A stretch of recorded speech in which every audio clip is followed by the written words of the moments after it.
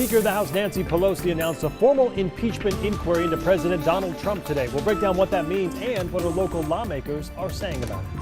We're still on track for some snow this upcoming weekend across the inland Northwest. I've got the latest probabilities for our cities on that. Plus, Sheriff Ozzie Knezovich spoke at a public meeting tonight called The Threats We Face, where he addressed white supremacy and homegrown terrorism.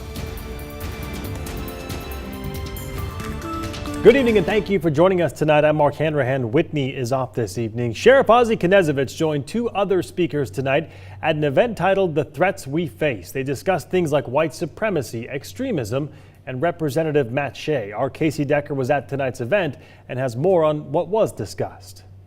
In addition to the sheriff, there were two other speakers at this event, one a close former associate of Matt Shea's and the other a former Washington state senator. All of the speakers discussed the violent rhetoric that's often associated with Matt Shea, as well as many of the groups that he is often tied to. They all say that as Christian conservatives themselves, they felt the need to speak up before those words turned into violent actions.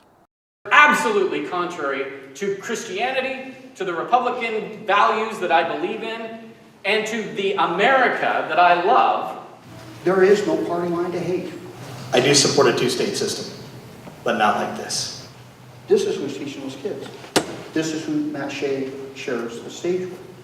Because he ascribes to this theology, because he works with these individuals, because he associates with, that's a deep concern that he continues to represent the people of Eastern Washington in that area.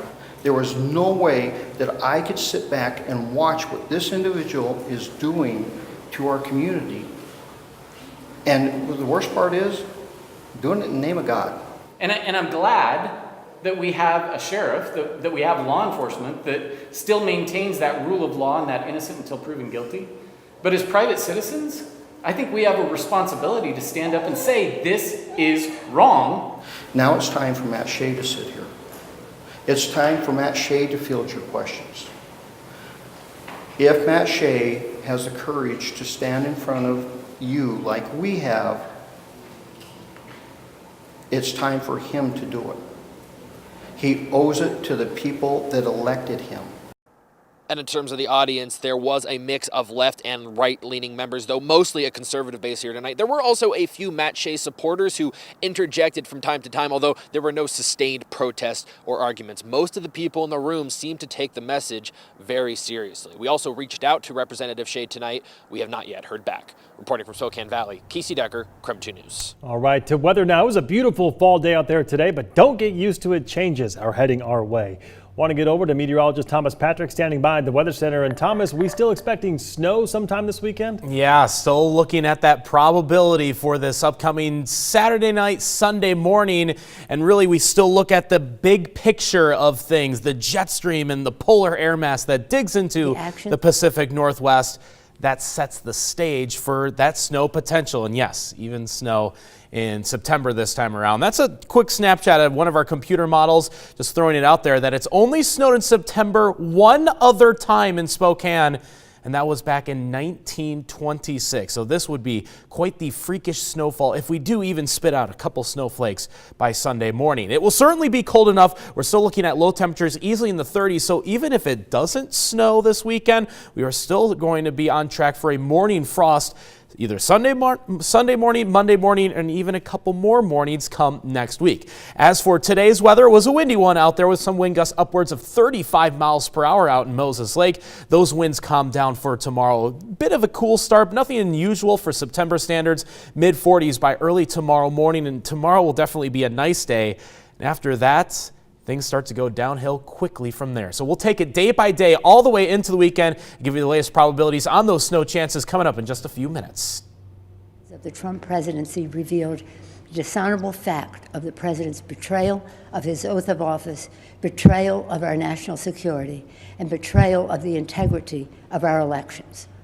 Therefore, today, I'm announcing the House of Representatives moving forward with an official impeachment inquiry.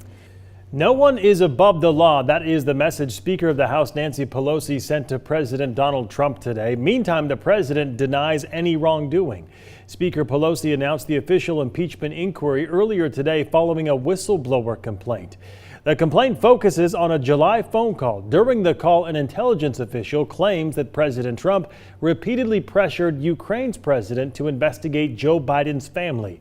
According to a report, the president also ordered the State Department and the Pentagon to withhold hundreds of millions of dollars in military aid to Ukraine. President Trump insists none of this happened, and today he said that he authorized the release of the transcript of that call. Look, it's just a continuation of the witch hunt. It's the worst witch hunt in political history.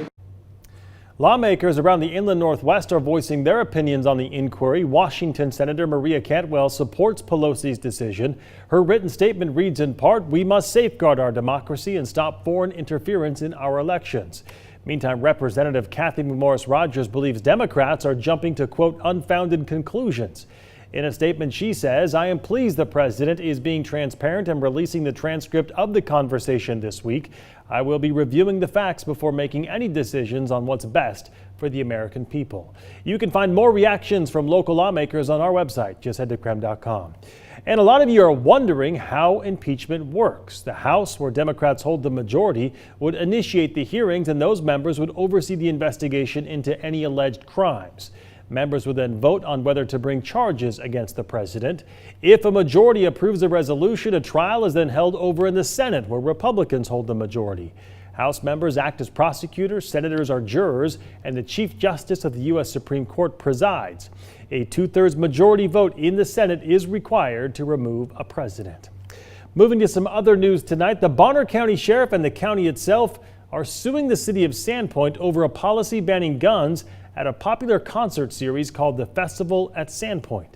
The lawsuit cites Idaho law, which prohibits cities and municipalities from restricting gun possession on public property. Meanwhile, the city says they didn't impose the ban, but instead it was put into place by festival organizers who are leasing War Memorial Field for the event. The lawsuit asks Sandpoint to stop allowing the festival to enact a gun ban. And what questions do you have for Spokane's mayoral candidates? KREM is hosting a special debate called Speak Out Spokane. It'll air Friday, October 4th at 7 p.m. All the questions will come from you, our viewers, so we want to hear from you. Send us your video questions, and we may use them in the debate. So here's what we're looking for: a 10 to 15 second video with one question that matters to you as a Spokane voter. Record a selfie video on your phone. Make sure your face is centered in that video and that you're in a quiet place so we can hear your question. Then email your question to debate@krem.com or share it with the social media hashtag KREMDebate. You can also go to krem.com to submit your video and learn more about this debate. Looking forward to hearing from you. All right, still ahead tonight, it is officially fall, so fire season is hopefully behind us, and it certainly seemed a lot more mild this year than in years past. So 2 on your side's Whitney Ward examines why.